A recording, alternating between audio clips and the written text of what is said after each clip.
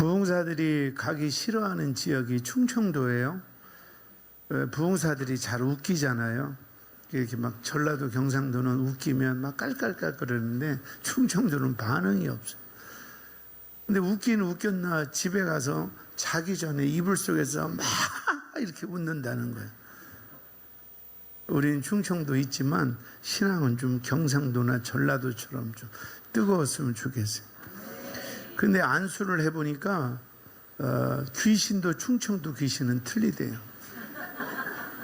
전라도나 경상도는 예수 이름 그러면 나가게 하는데 나가 이렇게 하면 알았슈 그리고 안 나간다는 거예요.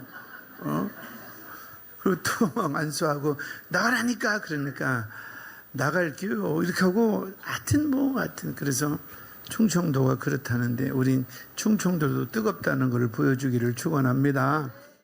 예수님은요 첫째로 지혜가 자랐대요. 그러니까 지혜가 공부할 때만 이렇게 딱 2 더하기 2는 4야 이거는 지식이고 사람이 살아가면서 사람을 대하는 법, 또 고난이 왔을 때 이기는 법, 또 지쳤을 때 이기는 법, 이거 다 지혜잖아요.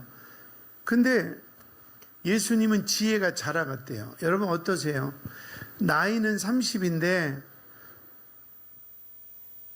5살 때 자기밖에 모르고 마음에 안 들면 떼쓰고 자기 뜻대로 안 되면 울고 하던 5살 지혜가 40살 지혜 되니까 이제는 좀 마음에 안 들어도 참을 줄도 알고 또 이제는 내 뜻대로 되지 않아도 받아들일 줄 아는 여러분의 지혜가 자랐나요? 그러니까 이것이 문제예요. 그러니까 나이가 50이 넘어도 지혜는 안 자라는 거예요. 그러니까 50 정도면 실패도 해봤고 상처도 받아봤고 또 그러면 내 안에 지혜가 자라서 인생 뭐 별거 있냐 다 이해하자 이런 지혜가 생겨야 되는데 50이 넘어서도 자존심 건들면 그냥 막 어떻게든 뿌득뿌득 너 죽고 나 죽자 그리고 조금 자존심 상하면 이판사판이다. 그 왜 그럴까요? 지혜가 안 자라는 거예요. 그리고 키가 자랐어요. 그러니까 정신도 자라고 신체도 자라고 그 다음에 뭐라고 하냐면 하나님 앞에 그리고 사람들 앞에 어떻다고요? 사랑스러워 가더라. 근데 여기에 보면 더욱 사랑스러워 가더라. 이게 말이 돼요? 여러분 20대 때는 사랑받았잖아요. 애 낳고 50대 돼도 20대 처녀 때보다 더 사랑받나요 지금?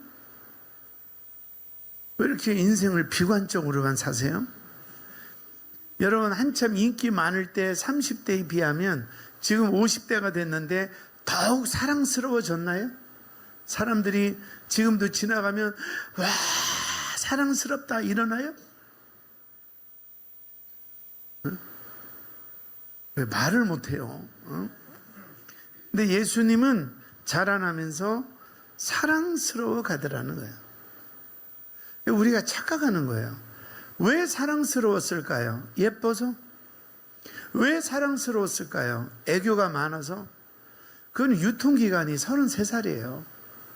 예수님도 33살에 십자가 지셨잖아요. 33살 이후에는 애교 부리는 자체가 죄악이에요. 십자가로 사는 거예요. 십자가로.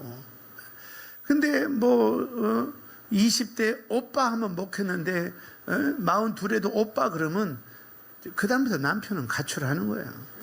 응? 지혜도 안 자라고 사랑스럽지도 않고 그럼 뭐 어떻게 살라는 거예요. 근데 이게 사랑스러워 가시더라 이 말을 원어를 보니까 우리나라 성경은 영어를 번역한 거예요.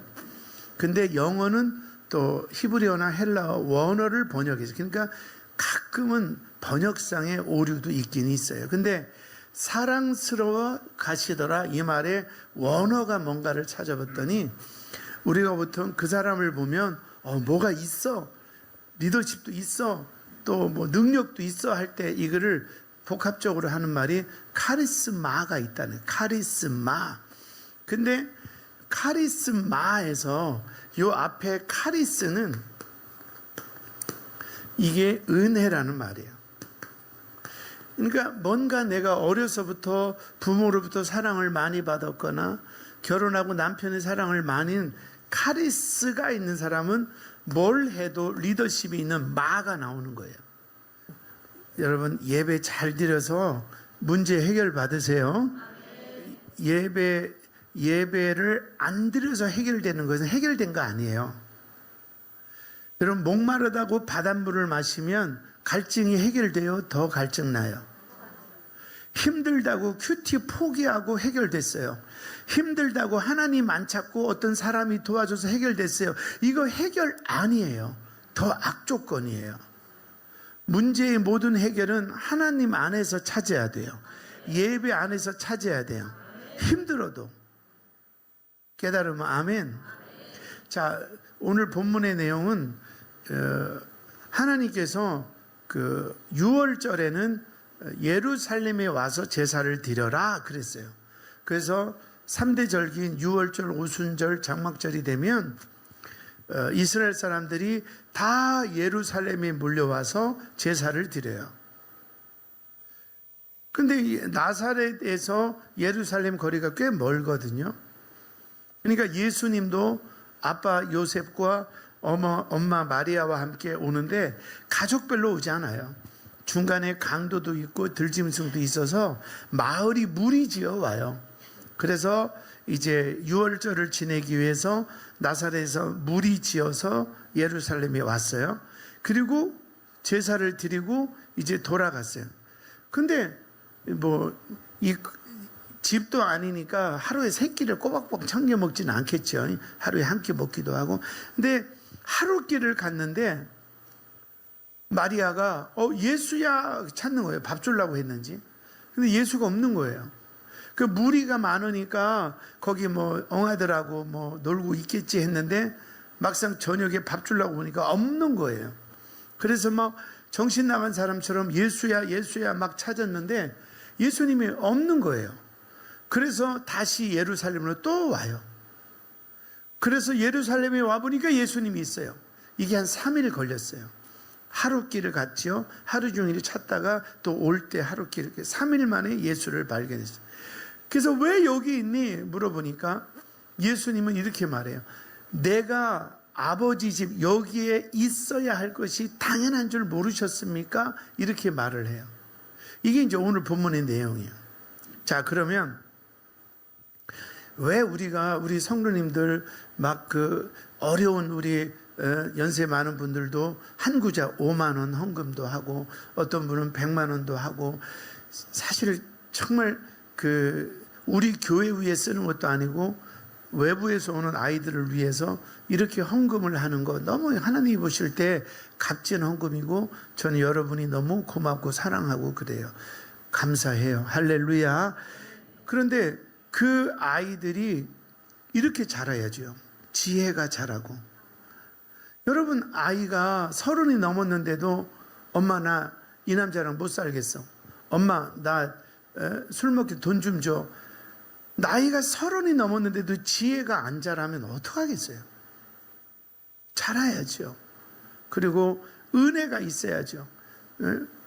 그 딸하고 손잡고 시장을 가면 모든 사람들이 저 딸은 갑부집에 사는가, 막 피부도 물광이고 막 옷 입은 것도 막 동대문 3,500원짜리인데도 막 백화점 옷 갖고 막 남달라요. 막 이러면 엄마도 얼마나 뿌듯해요. 뿌듯해. 근데 물건 사러 갔는데 엄마 한번 보고 딸 보면서 쪼만한 말로 딸 암 걸렸어요? 간암이에요? 얼굴이 이렇게 새카매요? 이러면 기분이 좋겠어요? 그래서 이거를 이번 캠프에 해결하려고 하니까 여러분도 나이는 내가 40인데 지적 수준은 우리 딸 7살하고 똑같다. 그러면 이번 캠프에 오시면 돼요. 자, 답을 좀 풀어가 봐요. 첫째는 한번 따라하세요. 정체성. 예수님은 그 어머니한테 뭐라고 얘기하냐면, 예수야 왜 여기 있니? 우리 너 얼마나 찾았는 줄 알아? 이랬을 때 예수님께서 49절에 49절 시작. 예수께서 이르시되 어찌하여 나를 찾으셨나이까? 내가 내 아버지 집에 있어야 될 줄을 알지 못하셨나이까 하시니. 아멘. 내가 누군지를 알았어요. 내가 어떻게 살아야 하는지를 알았어요. 여러분, 정체성이 왜 중요하냐면, 정체성이 분명한 사람은 장소 개념이 있어요. 그러니까 정체성이 없는 사람은 여기가 술집인지 모텔인지 구분을 못하는 거예요. 정체성이 없으면. 그러니까 정체성이 있으니까 있어야 할 곳을 아는 거예요.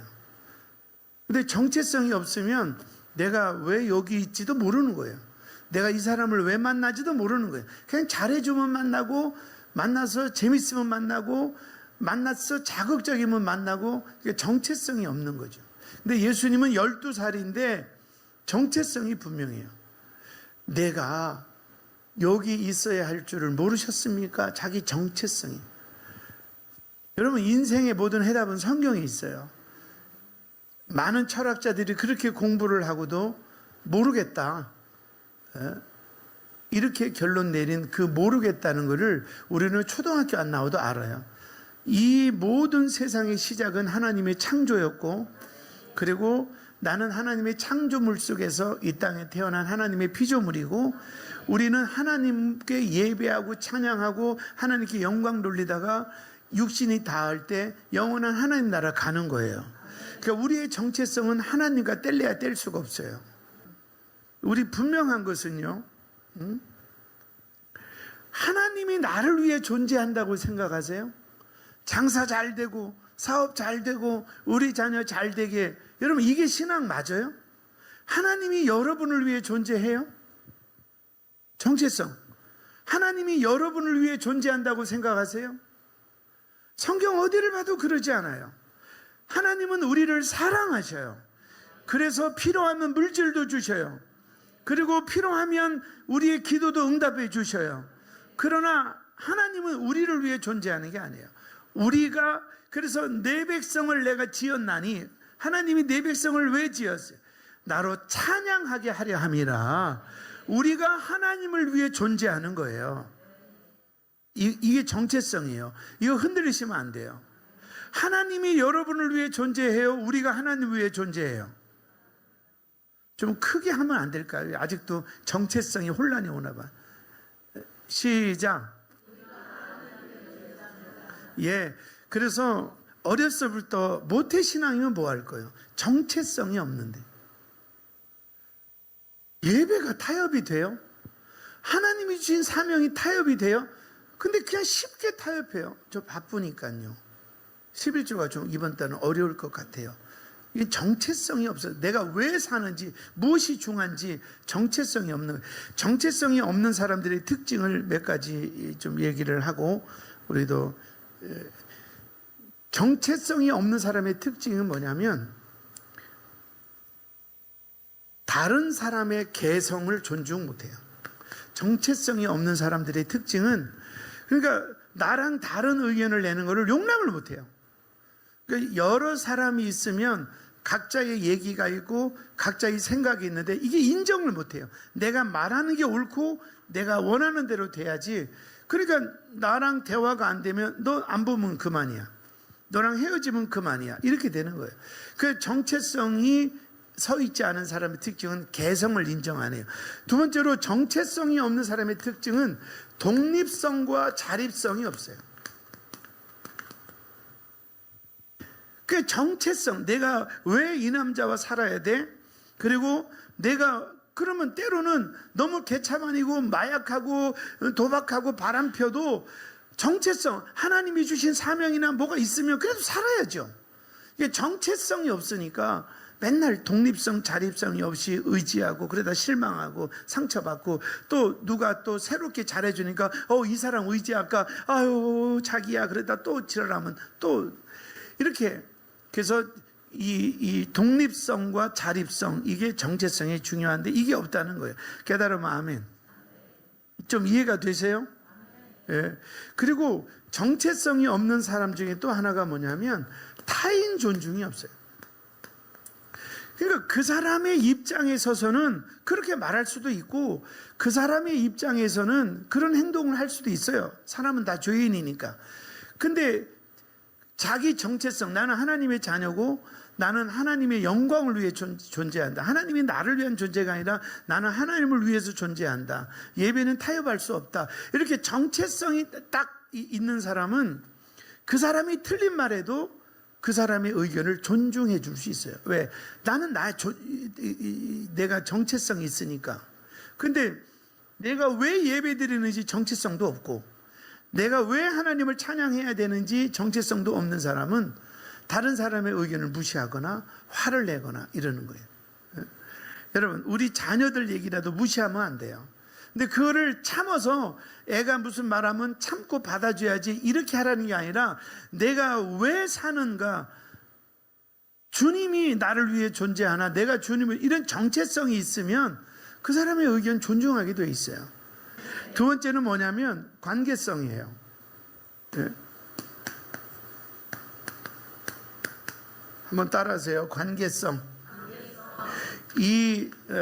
우리 성경 42절 보실까요? 42절 시작. 예수께서 12살 되었을 때 그들이 이 절기의 관례를 따라 올라갔다가 그 하나님과의 관계가 분명하잖아요. 그러니까 뭐 안 가는 사람도 있겠죠. 6월절이라도. 근데 아버지 요셉과 또 12살 된 예수님은 하나님과의 관계를 중요하게 여겨서 하나님의 말씀을 순종해요. 이게요, 아까 예수님이 그렇게 말씀하신 것처럼 지혜가 자라고 키가 자라고 사랑스러워 가는 자의 특징이 뭐냐면 관계성이 탁월해요. 근데 이 관계성이 약한 사람은요, 못 견뎌 해요. 그러니까 막 직장에 가서도 못 견디겠고 결혼 생활도 못 견디겠고 교회 와서도 사람들하고 말을 사귀지를 못해요. 관계성. 근데 이 관계성이 좋아야 돼요. 51절 시작. 께서 함께 내려가사 나사렛에 이르러 순종하여 받드시더라. 그 어머니는 이 모든 말을 마음에 두니라. 예, 따라서요. 순종. 순종은요, 우리가 이제 뭐 교회에서 하도 많이 들었으니까 권위와 규례를, 법도를 존중하는 거예요. 이게 무슨 말이냐면, 쉬운 예니까 목사님을 들을게요. 목사님이 나한테 잘해주고 목사님이 또 뭔가 내가 원하는 일을 할 때는 목사님 순종할게요. 근데 목사님이 내가 원하는 대로 되지 않았을 때 하나님이 세우신 그 권위, 그리고 하나님이 주신 규례와 법도에 의해서 나랑 안 맞지만 내 의견하고는 다르지만 그래도 알겠어요. 순종할게요. 이게 진짜 순종이라는 거예요. 나한테 잘해줘서 따르는 게 아니라 하나님이 세우신 권위, 하나님의 말씀, 규례, 그리고 우리가 지켜야 할 하나님의 법도, 이것 때문에. 그러면 우리가 부모에게 순종할 때 부모가 존경받고 부모가 나를 사랑하고 그래서 우리가 순종하나요? 때로는 매일 술 먹고 도박하고 인간 같지도 않고 이래도 부모는 효도하는 이유가 뭐예요? 부모라는 권위, 그리고 부모는 당연히 섬겨야 한다는 규례, 그리고 성경의 법도 이거에 의해서 순종을 하는 거예요. 근데 우리는 순종을 그냥 목사님 나 그거 좋아하니까 할게요. 그거는 싫어요. 이게 아니라 세우신 그분의 권위, 규례, 법도에 의해서 내가 따르는 게 순종이라는 거예요. 깨달으면 아멘 합시다. 아멘. 그리고 순종한다는 것은 하나님께 순종, 주의 종의 순종, 때로는 셀리더들이 있잖아요. 셀리더들이 모입시다 그러면 순종해야 돼요. 이거는 뭐냐면 순종은 내가 목사님을 순종해도 하나님을 존중하는 거고, 셀리더의 말에 순종해도 하나님을 존중하는 거예요. 그 하나님이 너 내가 세운 주의 종과 내가 세운 셀리더의 말을 네가 잘 따르는구나. 너는 나를 귀하게 여기는, 존중히 여기는구나. 이렇게 되는 거예요. 깨달으면 아멘 합시다. 그래서 각 기관의 임원들이 좀 모입시다 그러면 순종하세요. 그리고 또 셀리더들이 우리 주일날 예배 끝나고 밥 먹고 우리 한 달에 한두 번은 모입시다 그러면 순종하세요. 그리고 또 교회 봉사할 일 있으면 순종하세요. 내가 순종하는 것은 기분이 좋아서가 아니에요. 그러면 사도 바울이 옥에 갇힐 때 기분이 좋고 나쁘고가 문제가 있어요? 그거와 아무 상관없이 하나님을 향한 나의 존중하는 거예요. 경배하는 거죠. 이게 순종이라는 거예요. 아멘. 자, 오늘 말씀 결론을 맺겠어요. 여러분, 우리 캠프 하는데 우리 캠프 잘하는 걸까요? 잘하는 걸까요? 잘하는 거예요. 우리 아이들은 그냥 크지 않아요. 양육해야 돼요. 우리 자녀들을 그냥 먹여주고 옷 입혀주면 개, 돼지로 키우는 거예요. 양육해야 돼요. 어떤 아이로? 지혜가 자라고 또 키가 자라도록 영양도 줘야죠. 그러나 더 중요한 것은 엄마 자체가 은혜가 있어서 이 아이에게 카리스가 들어가야 돼요. 그래서 엄마가 사랑하는데 그 속에 하나님도 너를 사랑하셔. 엄마가 뭘 챙겨주는데 하나님은 너를 귀하게 여겨. 하나님은 너를 좋아해. 엄마의 말 속에서 은혜가 있고 엄마의 말 속에 하는, 아니 나는 교회 싫어. 아니 네가 교회를 나오고 안 나오고는 네가 선택이지만 하나님은 너를 사랑하셔. 이런 은혜를 계속 줘야 돼요. 그러면 우리 아이들이 학교에 가든 또 친구들하고 어울리던 직장을 가든 사랑스러운 존재가 되는 거예요. 우리 애가 적응을 못한다 그러면 이건 부모 탓이에요. 100% 부모 탓이에요. 그런데 어리석은 부모는 그 아이를 놓고 그럼 내가 시간을 더 많이 가져줘야지. 100일 내내 같이 있어봐 애가 변하나. 내가 애랑 밥도 먹고 애랑 대화하는 시간을 가져야지. 엄마 머릿속에 은혜가 없고 엄마 머릿속에 하나님을 존중하는 게 없는 그 엄마랑 100일 동안 밥 먹으면 뭐가 나오겠어요? 엄마 다음에 뭐 먹지? 이거밖에 더 나와요. 그러니까 같이 있어 주려고 하지 말고 멀리 있어도 내 안에 먼저 내가 하나님과의 관계를 맺고 내 안에 카리스가 우리 애한테 들어가게 하는 거예요. 똑같은 얘기를 해도 우리 아들 사랑한다, 우리 딸 사랑한다, 그러면서 근데 나는 왜 이렇게 엄마가 사랑하는데 나는 인생이 왜 이래? 아니야. 성경에 보니까 하나님이 사랑을 깨닫는 사람들은 다 훌륭하게 돼 있어. 또 교회 가죠. 교회는 네가 선택해. 그러나 하나님이 엄마가 너를 사랑하는 거는 진실이야. 네가 이해가 안 돼도 계속 카리스를 넣어줘야 돼요. 카리스를. 그러면 이 아이가 좀 마음이 울적하고 어느 날 엄마 하나님 정말 살아계셔? 그럼 하나님이 나를 사랑할까? 나 본 적도 없는데 하나님은 네가 태어날 때부터 보고 계셔. 그러니까 엄마 입에서 계속 카리스가 나가죠. 은혜가 나가잖아요. 그러면 이 아이가 멀잖아. 내가 뭐 밥 먹어주고 옆에 있어주는 거 하지 마세요. 바쁜 시대에 애들도 친구랑 놀기를 좋아하죠. 엄마 맨날 붙어있으면 짜증만 더 내는 거예요. 붙어있지 말고 은혜를 주세요. 그러면 이 아이가 카리스마가 되는 거예요. 어느 날부터 애가 전화했는데도 엄마 밝아지는 거예요. 마가 온 거예요. 너 왜 이렇게 기분 좋아? 하나님이 나 사랑한다며. 엄마도 사랑한다며. 그건 그렇고 어쨌든 그래 뭐 이렇게 되는 거예요. 그런데 엄마도 우울하고 딸도 우울한데 1년 내내 내가 직장 그만두고 딸 옆에 있어야지. 뭐가 해결될까요? 내 안에 나오는 게 부정이고 내 안에 나오는 게 우울인데 뭐가 해결될까요? 그냥 겉으로 밥 사주고 옷 사주면 해결될까요? 그때는 엄마 사랑해 좋아 이러지만 해결이 돼요?